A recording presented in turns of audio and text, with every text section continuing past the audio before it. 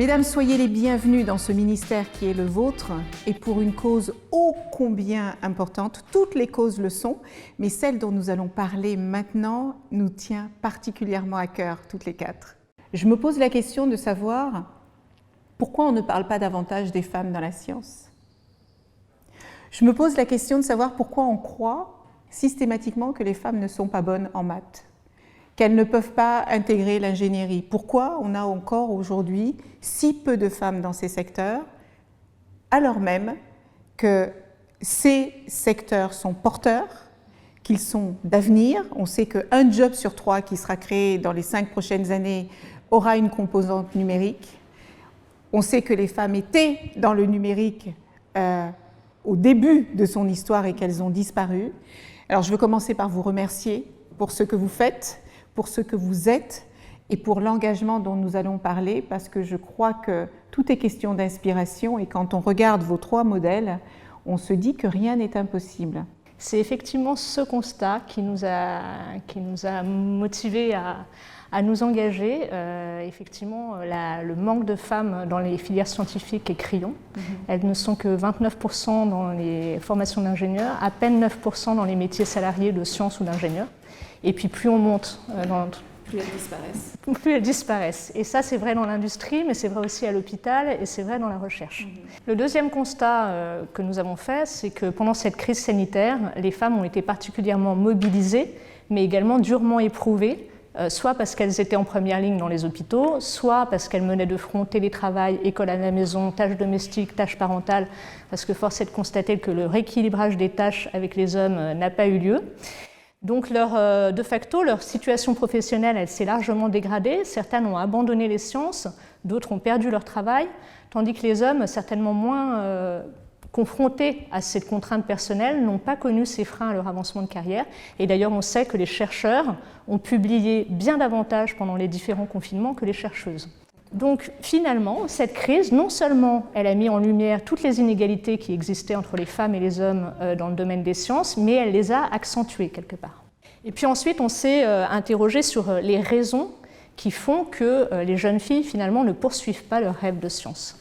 Donc il y a bien sûr la première raison, les stéréotypes sociétaux auxquels nous sommes confrontés dès l'enfance. Et là, je crois que c'est important de casser ces représentations stéréotypées, le bleu et les vaisseaux spatiaux pour les garçons, le rose et les poupées pour les filles. Et comme vous le disiez si bien, même après, on associe davantage les filles aux matières littéraires et les garçons aux matières techniques et scientifiques. Et même ensuite, pour les métiers, il y a des métiers qui sont réservés aux hommes dans la représentation collective. Donc c'est important de casser ces représentations. D'ailleurs, je salue le travail du gouvernement et je pense notamment à la charte pour une représentation mixte des jouets. Ça me semble particulièrement utile. Il y a aussi toutes les initiatives qui sont faites, la Semaine de l'Industrie, la French Fab, les différents forums de l'emploi pour faire connaître finalement le secteur industriel, les métiers techniques et scientifiques aux jeunes filles. Et puis dernièrement, la proposition de loi de Marie-Pierre Rixain qui propose de renforcer la parité dans l'enseignement supérieur et d'instaurer des quotas dans les jurys d'admission me semble particulièrement pertinent. Et cette lutte contre les stéréotypes, elle doit continuer en entreprise avec une sensibilisation, une formation au bien inconscient, etc. Enfin, c'est vraiment un travail à toutes les étapes de la vie. De la vie, exactement. Parce qu'on a parlé de l'école et des entreprises, mais ça doit commencer à la maison. Exactement. Dans l'éducation, et dès la petite enfance et dès les premiers jours, en fait. Et puis le deuxième constat, c'est le manque finalement de figures représentatives, de modèles scientifiques féminins. Et très clairement, quand à la télé, je ne vois pas de femmes médecins, je ne vois pas de femmes scientifiques, je me dis, c'est pas une destinée qui est pour moi. Donc je crois que là encore, c'est très important de faire émerger des femmes qui vont pouvoir être des modèles pour les jeunes filles. Je crois que c'est dans cet esprit qu'a été lancé le grand défi industriel. Et ensuite, de favoriser, d'encourager, de multiplier toutes les occasions de contact entre les jeunes filles et ces modèles. Et ça encore, ça continue également en entreprise avec un développement du mentorat, etc. Donc voilà, c'est les 2 grandes raisons qu'on a identifiées. Et puis, puisqu'on parlait de la crise, je crois qu'on peut dire que cette relance économique, le grand enjeu de cette relance, ça va être de vraiment prendre en considération la situation des femmes et d'imaginer des solutions avec elles, dans une logique de co-construction, par souci d'égalité, mais par souci d'efficacité, parce que cette relance économique, il faut la réussir. Et on ne peut pas la faire en se privant de 52% des talents. Donc je crois que le monde des sciences, plus que jamais, a besoin des femmes et de leurs talents. Donc je crois qu'il faut tirer les leçons de cette crise, lutter encore plus ardemment contre les inégalités femmes-hommes dans le monde des sciences, lever l'autocensure et puis s'assurer d'une relance paritaire. J'ai une question à vous poser, Nathalie. Vous avez 3 enfants. Oui. Est-ce que vous pouvez nous donner une idée de la manière dont vous leur apprenez que les métiers n'ont pas de genre? Alors, j'ai 2 filles et un garçon. Mes filles, j'essaye surtout de leur donner une grande confiance en elles. Je pense de leur dire que tout est possible, que qu'on doit aller vers ses aspirations et ses capacités et pas vers le rôle de genre, pas se conformer finalement à un rôle de genre. Mais je pense que ça passe beaucoup par la confiance en soi. Et c'est vraiment ce que je priorise. Et puis, pour mon petit garçon, alors là, je suis un peu plus dure. Je ne veux pas qu'il devienne un macho. Donc vous lui enseignez la culture de l'égalité. La culture de l'égalité et le respect de l'autre, le respect des femmes et des petites filles, mais les femmes plus tard. Ce que vous dites là est fondamental parce qu'on ne se rend pas compte que même les femmes qui ont réussi, même les femmes comme vous qui ont réussi, continuent de porter le fardeau du manque de confiance en elles et du manque d'estime d'elles-mêmes. Et j'ai été très étonnée de cela parce que quand je suis rentrée dans ce gouvernement, j'ai parlé à des femmes politiques mais brillantes qui ont réussi leur carrière au-delà de tout ce qu'on peut penser. Et quand je leur demandais si elles avaient encore, vous savez, cette petite voix qui vous dit « c'est pas pour toi, pour qui tu te prends, reste à ta place », elles me disent « mais oui, je l'ai encore ». Et cette nécessité de donner suffisamment de pouvoir à nos petites filles pour qu'elles se sentent capables de grimper n'importe quelle montagne est fondamentale.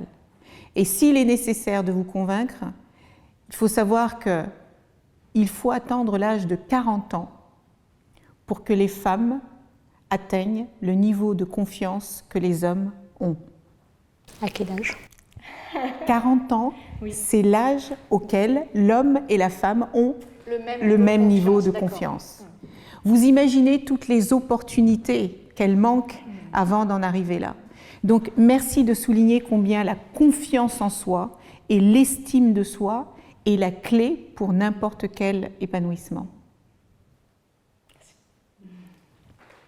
Cher Emmanuel, dites-nous. Donc après ce tableau, qui somme toute décrit bien la profondeur quand même de l'enjeu auquel on fait face, c'est vrai qu'un des sujets qui moi me paraît aussi essentiel, donc la question de l'éducation, la question de la prise en compte des femmes dans les sciences est bien sûr essentielle, mais c'est la question des compétences. Comment on outille aussi toutes les femmes pour qu'elles aient les bonnes compétences et qu'elles puissent pleinement jouer leur rôle dans la 4e révolution industrielle. Et on peut bien sûr travailler sur l'avenir, on peut se poser les questions des femmes qui y sont déjà. Il faut aussi accompagner toutes celles qui pourraient avoir leur place.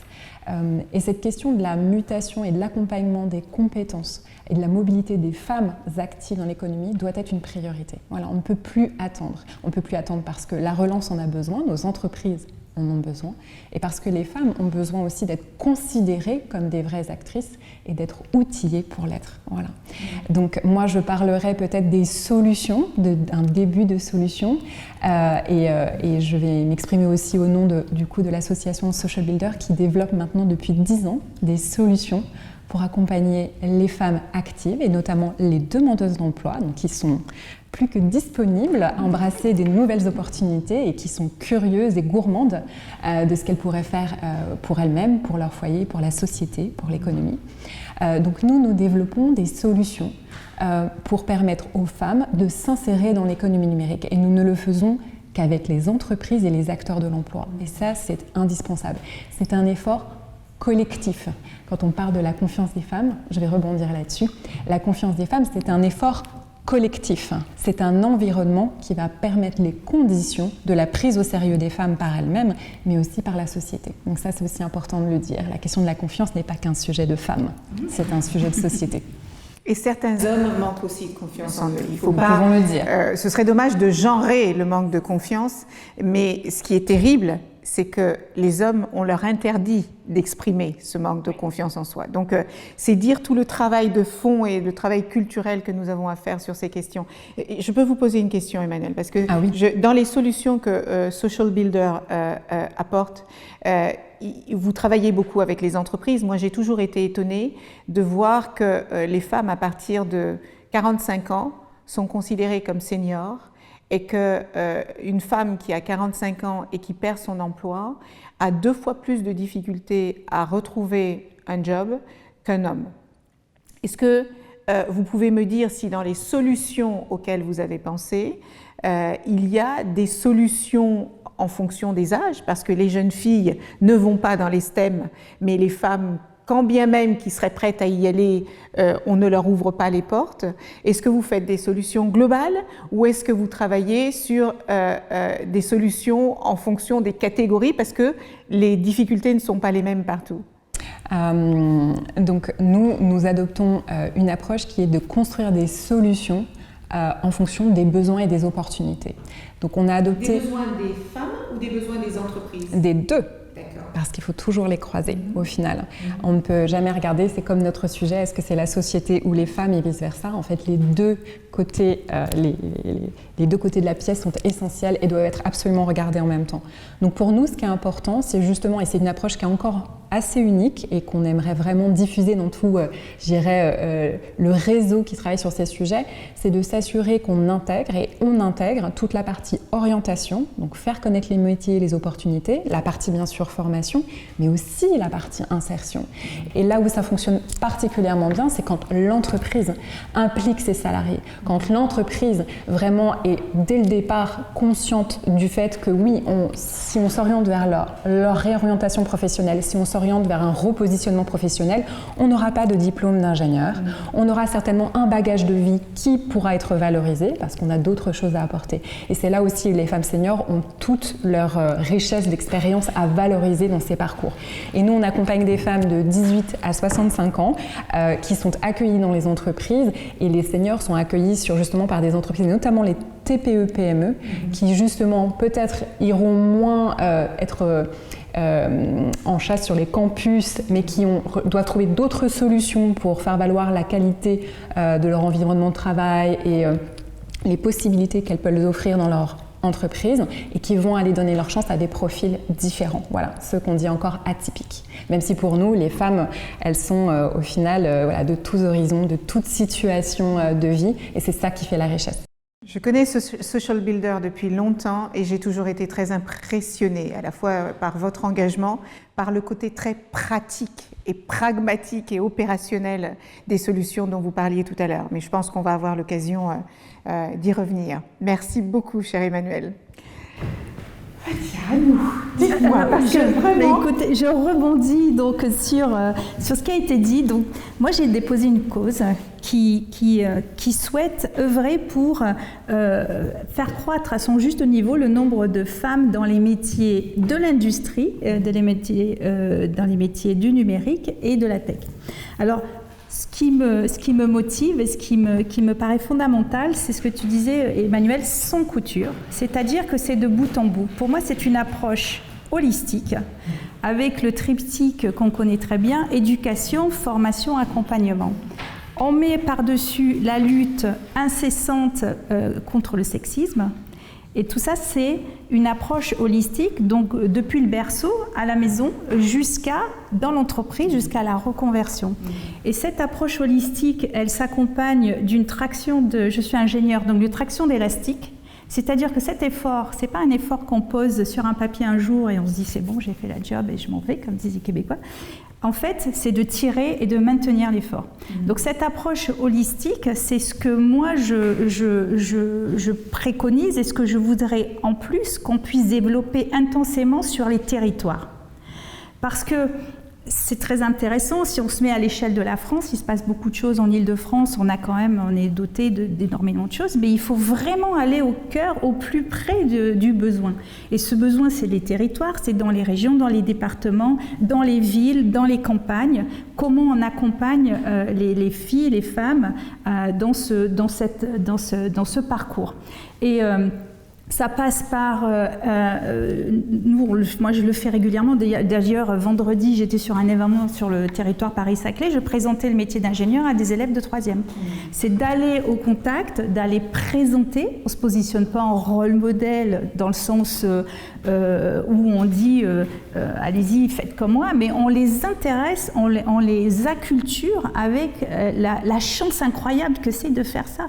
Et moi je passe mon temps sur les jeunes à leur dire que les mathématiques et l'anglais et le français, c'est fabuleux parce que vous allez pouvoir faire ci, vous allez pouvoir faire ça. Donc intervenir holistique, c'est-à-dire à l'école, impliquer davantage le corps, le monde de l'éducation, parce qu'ils font énormément, mais on sait bien que c'est là aussi que ça se joue. Au niveau des écoles supérieures, bien, nous, on fait un job d'emmener les jeunes filles dans ces métiers, mais il faut qu'elles y soient bien dans les écoles. Parce que si elles se sentent pas incluses, un problème d'inclusion, si elles se sentent dans un environnement sexiste, elles vont partir. Et les métriques montrent qu'elles sont très nombreuses au lycée, elles sont très bonnes en sciences. Après, nous, chez les femmes ingénieurs, on n'en a que 29% à la sortie. Puis après, on les perd, parce qu'après, il y a l'entreprise. Donc, vous connaissez bien, donc cette approche holistique et de bout en bout, sans couture, c'est vraiment là où il faut agir. Et moi, je rêve, par exemple, dans les territoires, qu'il y ait régulièrement des ateliers où on va mettre le professeur des écoles, le professeur du lycée, le professeur du collège, le responsable de l'orientation, la région, puisque désormais, la région, elle a des responsabilités sur l'orientation, l'entreprise. Pas forcément, on peut le faire au niveau national, mais pas que. Faisons-le, mettons autour de la table, en tout cas ensemble, c'est tous les acteurs qui vont permettre de faire ce bout en bout. Et ça, c'est vraiment, je dirais, une des piliers et des démarches fondamentales qu'on doit initier. Ces idées-là, moi, je suis dans ce domaine-là depuis de nombreuses années. C'est pas nouveau. Il y a plein de choses. Ce sont des évidences. On voit que ça progresse. Moi, je suis ravie des lois qui ont été votées ces dernières années. Moi, c'est un bonheur de voir que ça avance. Mais on est loin d'avoir atteint notre cible. Donc, j'ai une question à vous poser, si vous me permettez, Fatima. Oui. Quand vous avez fait votre école d'ingénierie, est-ce qu'il y avait beaucoup de garçons ? Nous étions 7 filles pour 70-75 garçons. D'accord. Très peu. En termes de réussite, les 7 filles par rapport à tous ces garçons, vous vous souvenez de ce que cela a donné ? Je pense que c'était assez équilibré. On est dans un pays qui offre des opportunités d'études à tous ses enfants. À votre avis, pourquoi est-ce qu'aujourd'hui les jeunes filles ne s'intéressent pas au métier de l'ingénierie, alors même que ce sont des métiers que l'on sait importants et que ce sont des métiers d'avenir ? Pour moi, il y a 3 choses. Il y a déjà la méconnaissance de ce que ça implique, du métier en soi. Je pense que s'il y a des biais liés et on disait... Moi, si on n'en parle pas à table, si personne ne vous en parle dans votre enfance ou quoi que ce soit, ou dans votre entourage, vous ne connaissez pas bien ce métier, donc vous n'arrivez pas à vous projeter, vous avez des stéréotypes. Comment vous avez su que vous vouliez devenir ingénieur ? Vous aviez des ingénieurs autour de vous ? Pas du tout. Moi, je suis issue d'un milieu extrêmement modeste qui n'était pas dans ce domaine-là. C'est l'école, en fait. Moi, je suis... fière de dire que je suis une fille de l'école de la République et ça m'a permis de pouvoir faire des études. Donc j'ai appris au lycée. Donc cette méconnaissance déjà. Ensuite, il faut avoir du sens. Et moi, je le constate avec des jeunes filles que je côtoie, mes enfants. Le sens, en fait... est très important pour certaines jeunes filles. Je ne veux pas faire des généralités, mais c'est pour ça qu'on les voit dans le métier du care. il y a énormément de femmes médecins et c'est fabuleux parce qu'il y a un sens derrière. Donc, moi, ce que je fais régulièrement pour parler du sens, si vous voulez sauver des vies, on peut être médecin, mais on peut sauver des vies en concevant le cœur artificiel. Moi, je suis fan, je ne veux pas faire de la publicité, mais du cœur Carmat, qui est quand même un cœur artificiel qui est développé en France. Vous allez sauver, mais davantage de vies. En tant que médecin, vous allez peut-être sauver, je dis au hasard, 10 000 personnes dans votre vie, mais avec un cœur artificiel. Donc, en fait, c'est donner du sens. Et ce sens, je crois que c'est pour ça qu'il faut le lier à l'éducation. C'est-à-dire que comment on pourrait...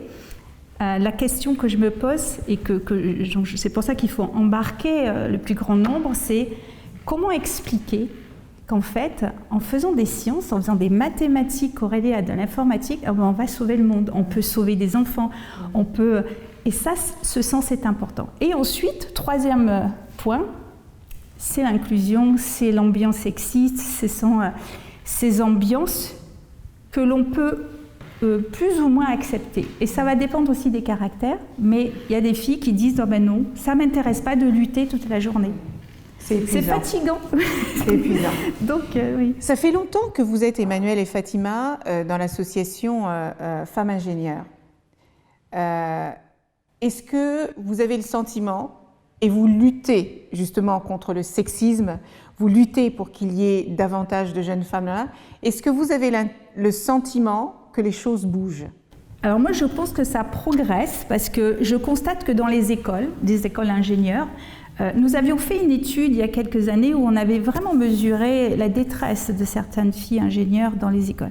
Mais on constate que, et c'est super, beaucoup d'universités, d'écoles mettent en place petit à petit un référent à égalité homme-femme. Je constate une école ingénieure où finalement on va dire en début d'année aux jeunes filles et même dans l'amphi, attention, des comportements comme ça, ce n'est pas acceptable. Avoir un référent, il y a des groupes d'étudiantes et d'étudiants qui se qui se créent dans les écoles pour porter cette cause. Donc pour moi, ça évolue. Malheureusement, pas assez vite, parce que le monde, les métiers changent. On sait bien que très vite, 50% des jobs vont disparaître au profit de jobs techniques. Alors, cette dynamique, elle est tellement rapide qu'on n'a pas le temps d'attendre. Donc, en fait, on a envie de changer la courbe et d'aller beaucoup plus vite. Alors, donc, il faut changer plus vite. Simple pour vous. Demain, vous êtes à ma place. Quelle est la première chose que vous faites pour faire avancer vos causes? Je fais une grande campagne nationale de sensibilisation du grand public sur les enjeux des métiers du numérique et la nécessité d'y voir des filles. Aujourd'hui, on a une bataille à mener qui n'est pas seulement les prescripteurs, les éducateurs, les éducatrices, mais vraiment de s'assurer que le grand public identifie les opportunités et les projette aussi pour leurs filles. Et ça doit passer par un mouvement fort, un message fort. Et je vais aussi voir les médias et les producteurs et les productrices pour les engager à développer des séries, hein, tout ce qui va être autour de la pop culture, qui crée ces imaginaires où on a envie de se projeter et on se dit « Ah tiens, la vie pourrait être comme ça aussi pour moi et ce serait cool de faire des sciences. » Nathalie, merci. Merci. Oui, je rejoins tout à fait Emmanuelle. Il faut réussir à donner envie et on parlait de métiers porteurs d'avenir, les métiers de la transition écologique, les métiers du numérique, rendre ces métiers un peu sexy en faisant comprendre tout l'intérêt qu'ils ont et tous les messages d'espoir qu'ils portent pour notre pays. Donc oui, c'est vraiment donner envie. C'est un peu ce que disait Fatima, il faut connecter, il faut incarner l'ingénierie et expliquer qu'on peut faire des cœurs artificiels et permettre de sauver des vies. C'est ça en fait, c'est se donner envie, c'est ça? D'accord. Fatima? De l'école élémentaire, parce que quelque part, là on va aborder la sphère privée et c'est fondamental, donc moi je vais aborder la sphère publique. Et donc de l'école élémentaire jusqu'à la fin de l'université au doctorat, je vais inciter tous les professionnels à travailler sur tout ce qu'on a dit, sur les biais, sur l'information, sur des résultats, pas des résultats nécessairement dire combien de filles, mais au moins que l'effort que la démarche a été réalisée. Je vais mettre des métriques pour qu'il y ait des formations au biais de genre. Et donc, ces métriques vont définir les subventions ou bien du plus que je vais donner à chacune des écoles pour faire des projets sympas. Donc, je vais incentiver, je vais intéresser en fait de bout en bout, encore une fois. Je vais intéresser les établissements, les enseignants, le personnel, pas leur mettre une charge supplémentaire, mais dans un sens positif, les encourager et mesurer en mettant un baromètre associé. Magnifique. Donc ça a marché. Je crois que je vais vous embaucher toutes les trois, parce que ces idées sont juste magiques. J'ai aussi une autre question à vous poser. Vous avez décidé, toutes les trois, de faire de la politique autrement. Est-ce que vous pouvez m'expliquer ce que ça veut dire pour chacune d'entre vous que de faire de la politique autrement? Pour moi, faire de la politique autrement, c'est réussir à embarquer tout le monde, en fait. C'est vraiment dire à tout le monde, on est collectivement, il faut qu'on réussisse ensemble. Et je pense que c'est un peu ce qui a manqué dans les précédentes mandatures, voilà, l'effet de donner envie, de donner envie, de dire tous ensemble, on va y arriver et vous êtes acteurs tous. Qu'est-ce qui vous donne envie de vous engager pour les autres? C'est l'envie d'un monde meilleur. Enfin, ça fait un peu cliché, bateau, mais je pense que c'est ça, c'est se dire, moi j'ai eu la chance de faire des études, d'arriver à ce à quoi je voulais arriver. Je suis pas encore au bout de... On n'a jamais fini. On n'a jamais fini, mais en tout cas, j'ai eu de la chance. J'ai eu de la chance d'avoir des parents qui m'ont poussée, qui sont pas rentrés justement dans ces stéréotypes et qui avaient 2 filles et qui ont poussé leurs 2 filles. Et je me dis, voilà, pourquoi tout le monde n'aurait pas cette chance-là? On est dans un pays qui offre des possibilités incroyables. On a des ressources incroyables. Voilà, il faut embarquer tout le monde. Emmanuel, pourquoi vous vous êtes engagé dans Social Builder en particulier? C'était une évidence pour moi, parce que j'ai été témoin dans mon milieu familial et dans mon milieu de vie je pense, tout un tas de réalités à la fois de combien les femmes peuvent apporter dans leur communauté, pour la société, pour l'économie, et à la fois combien elles sont limitées au quotidien. Et j'ai trouvé ça parfaitement insupportable parce que c'est, en effet, et on a commencé par ça, c'est difficile de surmonter ça s'il n'y a pas une conscience réelle de l'environnement et de soi, des mécanismes qui font qu'à un moment on va se départir d'une responsabilité qui au final n'est pas la nôtre, c'est celle d'une société. Donc ça a été mon moteur. Après, ce qui me fait continuer aujourd'hui, c'est toutes les rencontres et celles que fait mon équipe, et là aussi l'engagement de mon équipe, toutes ces rencontres de femmes au quotidien qui sont totalement invisibles dans leurs ambitions, dans leur énergie, dans leur envie de changer les choses. Et encore une fois, tout ce qu'on pourra faire pour leur donner, ne serait-ce qu'un tremplin, une opportunité de s'exprimer ou des solutions très activables pour qu'elles prennent toute leur place, et ben ça c'est notre petit bonbon en fin de journée, ça c'est notre envie de nous lever le matin. Fatima, votre engagement à vous nous avez expliqué votre projet. Est-ce que vous pouvez nous dire, quand on rentre chez Femmes Ingénieurs, qu'est-ce qu'on veut changer? On veut accompagner les femmes, on veut changer une situation qui est injuste parce qu'on en connaît les causes, et on veut donner la chance à on dit 52% de la population de pouvoir embrasser une carrière extraordinaire. Moi, c'est passionnant.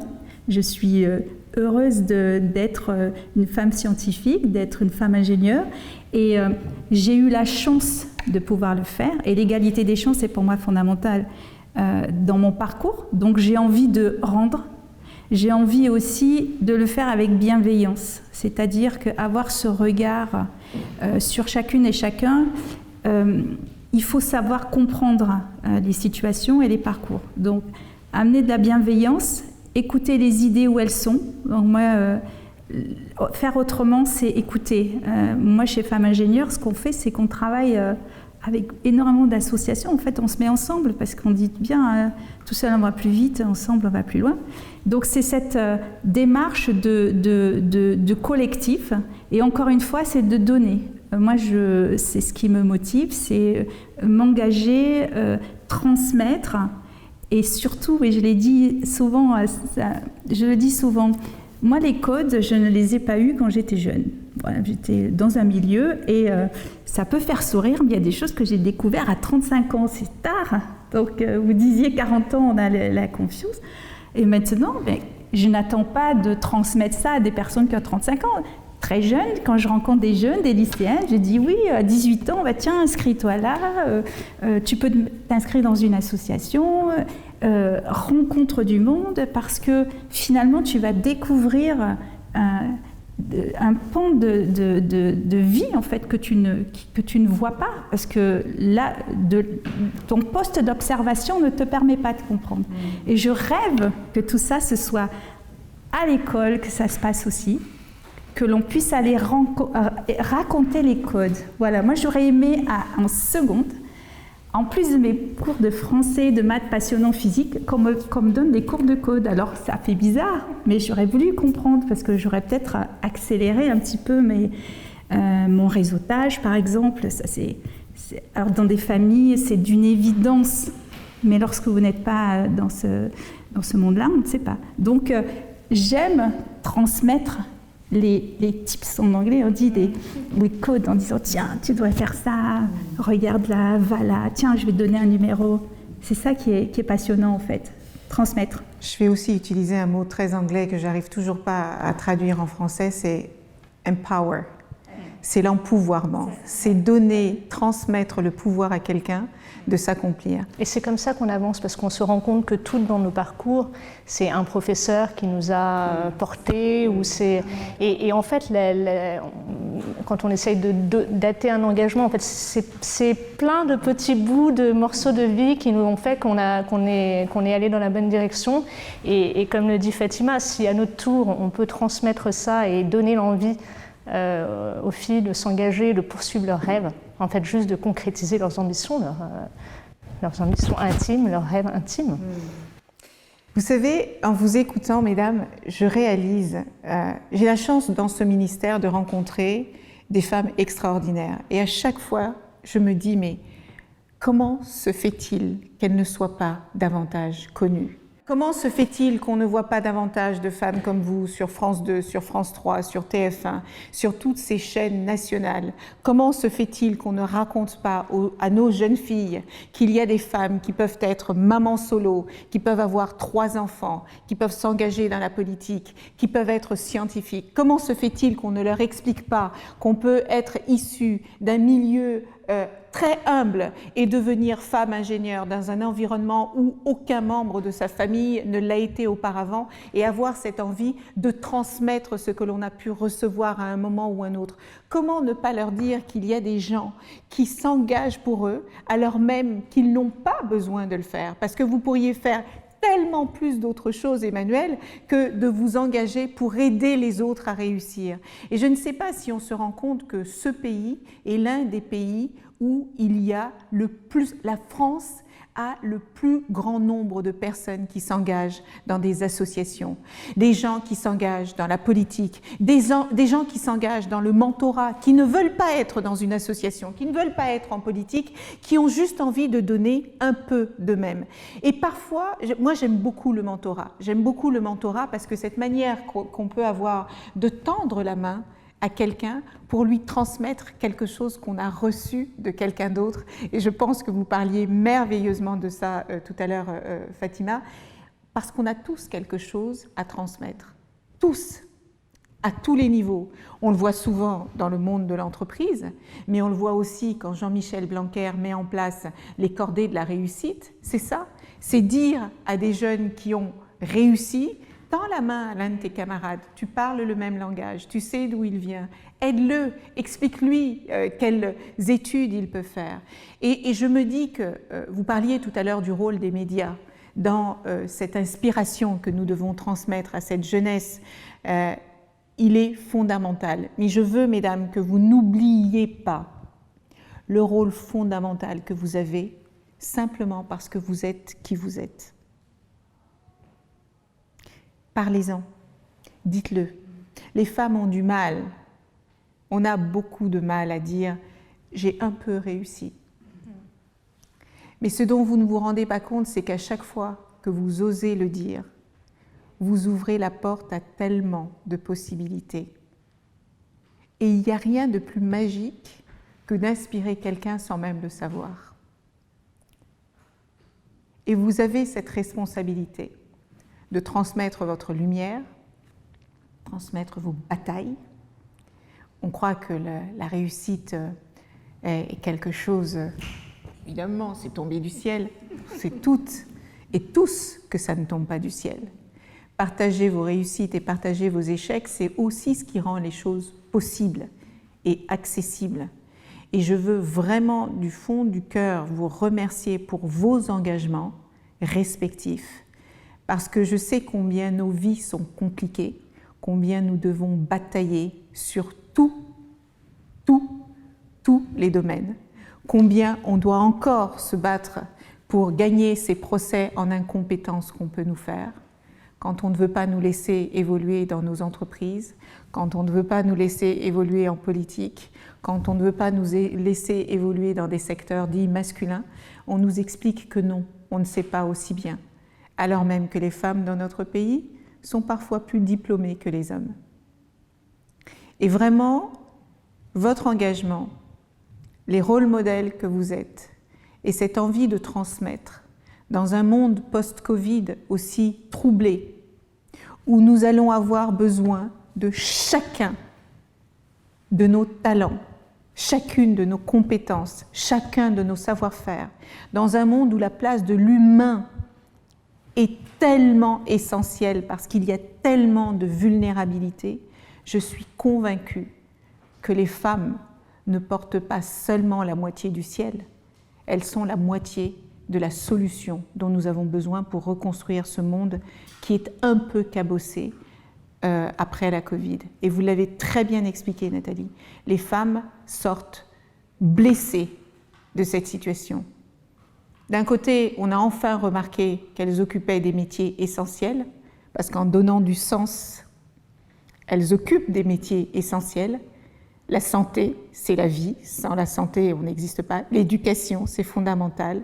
Elles ont été dans tous ces métiers qui nous ont permis de traverser un moment extrêmement difficile, qu'on n'a pas encore complètement traversé. Et en même temps, ce sont elles qui ont le plus souffert. Quelle injustice, n'est-ce pas ? Et à l'âge qui est le mien, je commence à croire que la solution ne viendra pas que des hommes et qu'il est temps, il est plus que temps que des femmes comme vous brillent et montrent combien c'est possible. Si je peux rebondir, lorsqu'on met en place un plan de relance tel que celui pour lequel votre gouvernement s'est engagé, il faut s'assurer que ce plan de relance serve aux femmes. J'en appelle réellement à des indicateurs d'évaluation de l'effet sur la carrière et le devenir des femmes. Il est important que les femmes soient formées, il est important que les femmes aient accès à des métiers qui sont au cœur de notre avenir. Donc nous devons mettre en place des indicateurs d'impact et des évaluations des politiques publiques au fil de l'eau. Voilà, l'empowerment des femmes viendra bien sûr de leur prise de conscience qu'elles aussi peuvent être sur TF1, mais surtout quand on leur donnera aussi des outils pour le faire. Et ça passe par nos politiques publiques. Vous avez raison. Et que les jurys également de sélection des projets éligibles au plan de relance soient mixtes. Vous avez évoqué tout à l'heure la loi Rixain-Castaner. Oui. Tous les éléments que vous évoquez là sont intégrés dedans. Parce qu'aujourd'hui, les femmes ont 3 barrières importantes. Elles ont d'abord la vulnérabilité, des métiers précaires, des salaires non valorisés, de l'invisibilité qu'elles ont sur le marché de l'emploi. Elles ont ce plafond de verre, quand bien même elles arrivent à atteindre les métiers dont elles rêvent, il y a toujours ce plafond de verre qui les étouffe. Et puis, il y a la rémunération. Ce sont les 3 secteurs dans le monde professionnel où elles sont le plus invisibilisées, où il y a le plus d'injustice. Je veux quand même dire que le plan de relance, la France est le seul pays au monde à avoir investi 100 milliards d'euros pour tenir notre économie à bout de bras. On ne peut pas imaginer que les femmes ne bénéficient pas de cela. C'est une évidence. Mais on se rend compte que quand on n'en parle pas, il y a des oublis possibles. Mais sachez que dans les éléments que Bruno Le Maire a, je ne peux pas appeler ça conditionnalité, mais les entreprises qui bénéficient aujourd'hui du plan de relance ont 2 indicateurs clés à suivre, l'environnement et la parité, les femmes dans leur entreprise. Donc c'est quelque chose qu'on a bien intégré. Et quand Marie-Pierre Rixain met dans sa loi qu'il faut que nous soutenions l'entrepreneuriat féminin, ça répond aussi à ce besoin d'avoir un regard particulier sur la situation des femmes parce que nous savons que nous partons de plus loin. Vous avez raison, moi je crois à un triptyque très vertueux sur ces questions d'égalité, c'est les politiques publiques, les associations et les entreprises. Si ce triptyque-là n'est pas complètement soudé, cette égalité va nous prendre encore un siècle. On n'a pas le temps. Et on n'a pas le temps d'attendre. Et je suis d'accord avec vous, vraiment. Mesdames, comme vous pouvez vous en douter, les causes que vous portez me sont très chères et je serai plus qu'heureuse de vous accompagner dans ce magnifique voyage. Mais surtout, merci de ces inspirations que vous êtes. Merci pour le travail éminemment important que vous faites. Je pense que c'est ce genre d'engagement qui va faire que notre pays va mieux se porter. Et nous avons besoin d'inclusion, nous avons besoin de faire vivre ces valeurs fondamentales d'égalité et de fraternité / sororité dans notre pays, et vous y contribuez grandement. Merci infiniment. Merci, madame. Merci beaucoup.